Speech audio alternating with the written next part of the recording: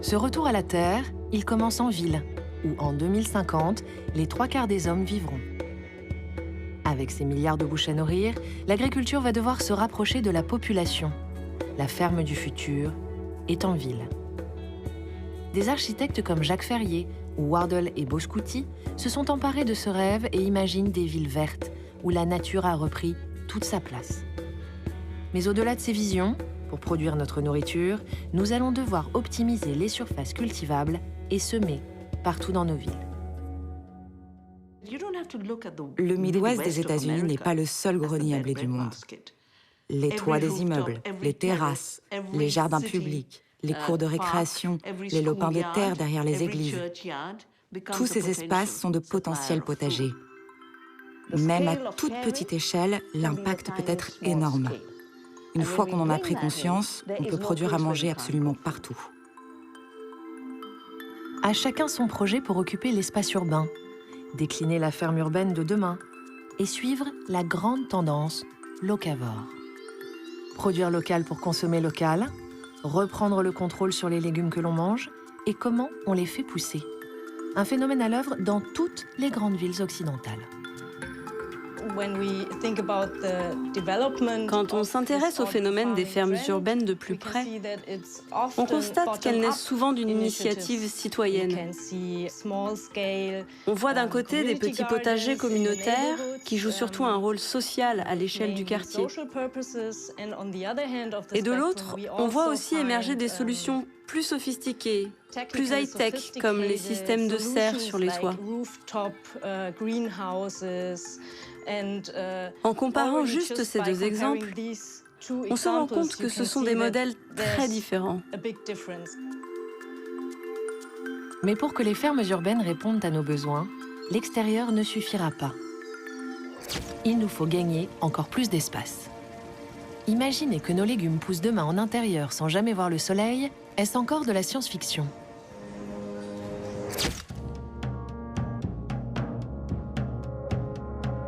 Capitale mondiale de l'agriculture urbaine, Berlin est devenu au fil des années un pôle de créativité attirant les jeunes talents du monde entier.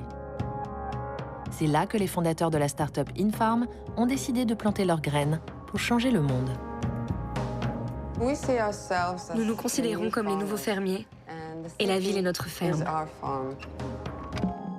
Je m'appelle Osnat Mikhaeli et je crois que nous entrons dans une nouvelle ère, dans l'ère de la prochaine grande révolution agricole.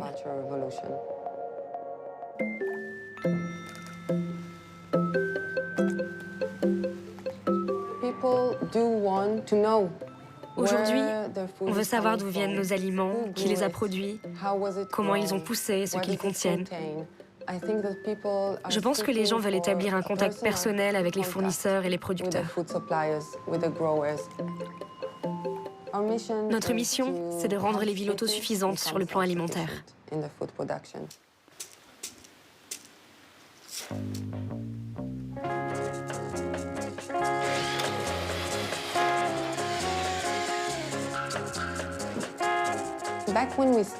Tout a commencé dans notre salon. Au début, on était 3 et on faisait des expériences de culture hydroponique en regardant des tutoriels sur YouTube pour savoir comment s'y prendre.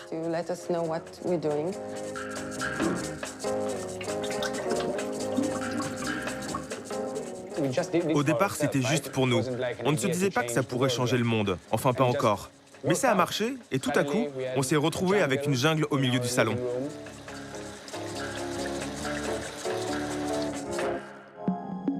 Je m'appelle Erez Galonska et je pense que la technologie est juste un outil au service de l'évolution.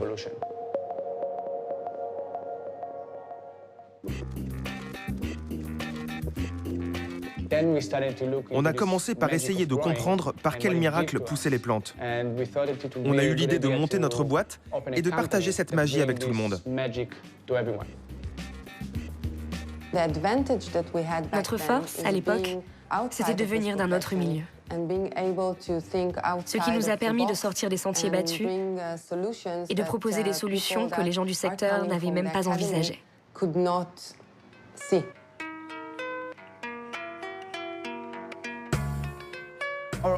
Notre bureau, en fait, c'est un centre de recherche.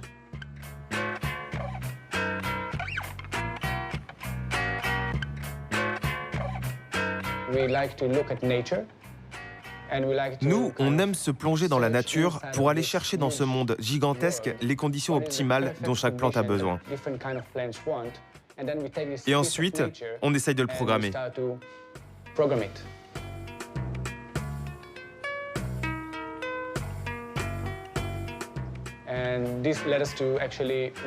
Tout cela nous a conduit à étudier différents types de spectres lumineux, de solutions nutritives et d'environnements. Des environnements qui peuvent même changer au fil de la journée.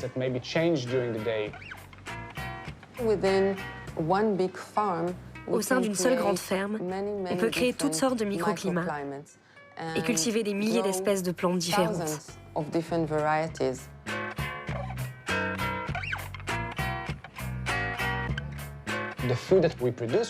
Les aliments qui sortent d'ici doivent être très nutritifs. Et notre outil de mesure, c'est le goût. C'est un bon paramètre et ça nous permet de dire cette plante oui, celle-là non. Le goût est primordial. Après tout, on va les manger, ces légumes. This one is actually very interesting because it's crystallized. So when you picture it from really close, you really see the crystal above it. We are introducing new varieties that doesn't exist. On cultive de nouvelles variétés qui n'existent pas sur le marché. Et on essaie de voir ce qu'on peut faire avec tous ces nouveaux goûts, ces nouvelles textures. Et on essaie de trouver des façons innovantes pour présenter la nourriture. On travaille main dans la main avec des chefs pour trouver le moyen d'amener ces nouvelles variétés dans nos assiettes. You want to taste?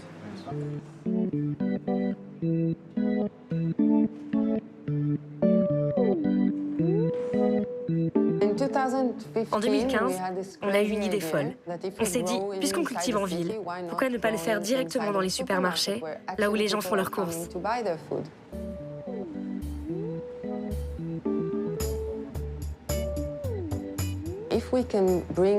En produisant directement à l'endroit où les gens vivent et achètent à manger, on économise le transport, la réfrigération et la logistique, soit 99% de l'empreinte énergétique du produit fini. Et en plus, cela résout le problème du gaspillage massif qui touche le secteur de l'industrie agroalimentaire.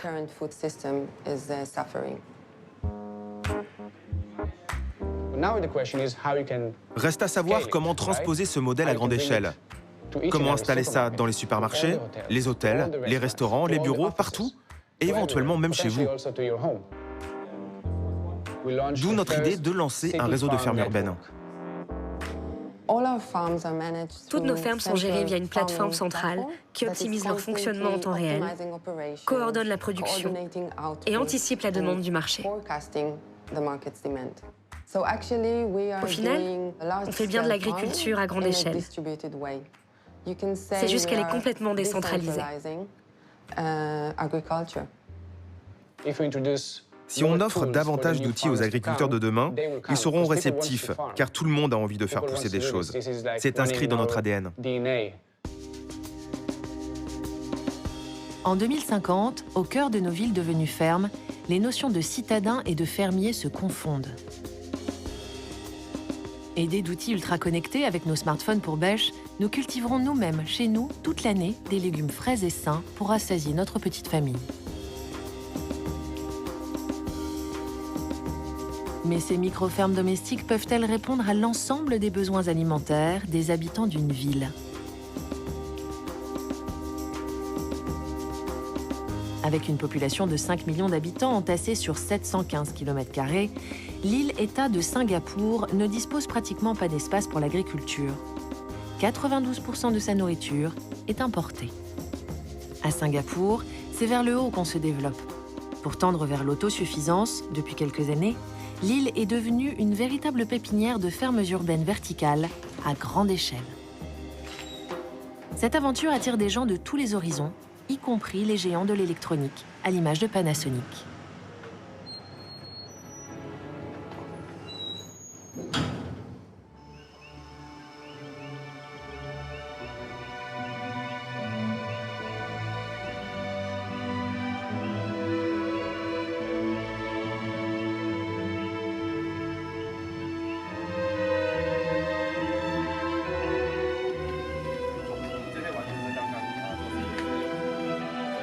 Dans cette ferme futuriste baignée de musique classique, le soleil ne pénètre jamais.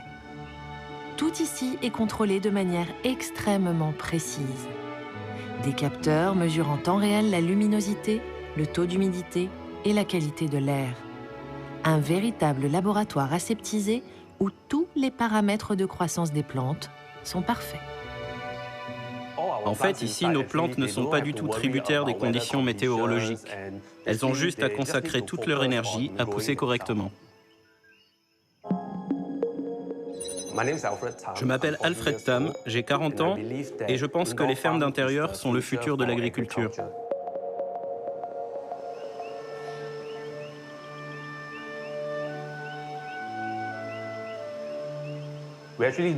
On arrive à faire pousser les plantes avec des cycles plus courts que les fermes en plein air.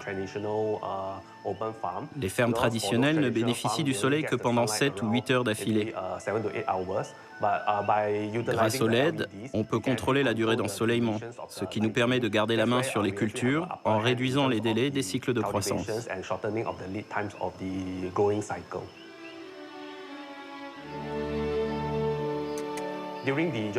En phase de germination, les plantes n'ont besoin que de lumière blanche pour grandir. Après cette phase, quand elles atteignent leur 3e semaine, seules les lumières bleues et rouges sont nécessaires à la photosynthèse. Avec la lumière naturelle, l'efficacité énergétique de la photosynthèse dépasse rarement les 9%. Grâce au spectre lumineux rouge et bleu des LED, adaptés à chaque plante, il est possible de faire monter ce taux à 15%. Cette maîtrise de la croissance des plantes par la lumière permet d'obtenir 2 récoltes par mois, toute l'année. Pour l'instant, on arrive à cultiver 40 espèces différentes et notre production annuelle tourne autour de 81 tonnes. Dans les fermes traditionnelles, les rendements tournent autour de 60-70%. Avec la culture d'intérieur, on atteint un taux de réussite de 95%. Tirant parti de toutes les avancées technologiques, l'agriculture verticale d'intérieur s'affranchit de l'imprévisibilité du climat. Elle permettra demain d'éviter le transport des produits sur... Je m'appelle Niam Tong Tao et je pense qu'un jour, nos fermes verticales contribueront à nourrir la planète.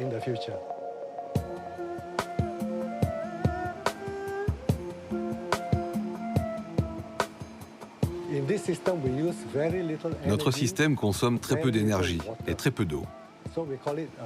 Son empreinte carbone est donc très faible.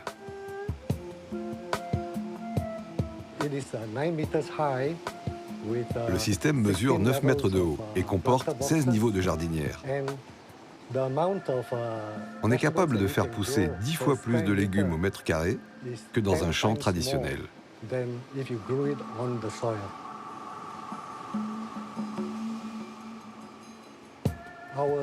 Nos jardinières montent et descendent et font un tour complet en 16 heures. Les plantes reçoivent plus de lumière naturelle lorsqu'elles sont en haut et absorbent de l'eau lorsqu'elles sont en bas. Tout est automatisé. L'excédent d'eau est collecté, renvoyé dans les réservoirs, puis recyclé.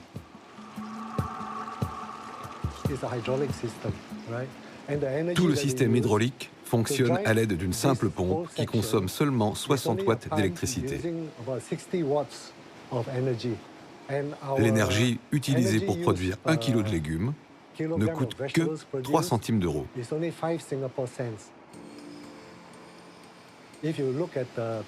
Dans les autres fermes industrielles verticales, la facture énergétique est très élevée. Elle peut monter jusqu'à 4 euros par kilo. C'est pour cela que leurs légumes sont si chers à la vente.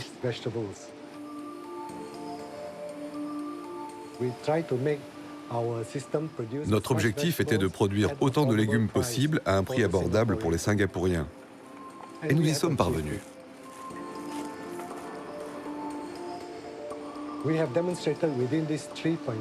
Nous avons démontré que nous étions capables de produire 3000 tonnes de légumes par an sur un terrain de 3,5 hectares. Sachant qu'à Singapour, on consomme 100 000 tonnes de légumes verts par an, cela veut dire qu'avec notre système, il suffirait de 100 hectares de terrain pour répondre aux besoins annuels de toute la population. Cela nous permettrait ainsi d'être plus ou moins autosuffisants.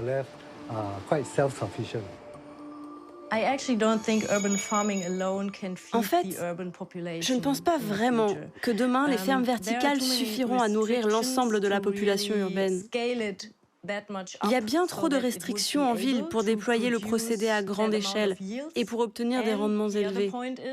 Et je ne parle même pas de l'élevage, qui est encore plus difficile à développer en ville.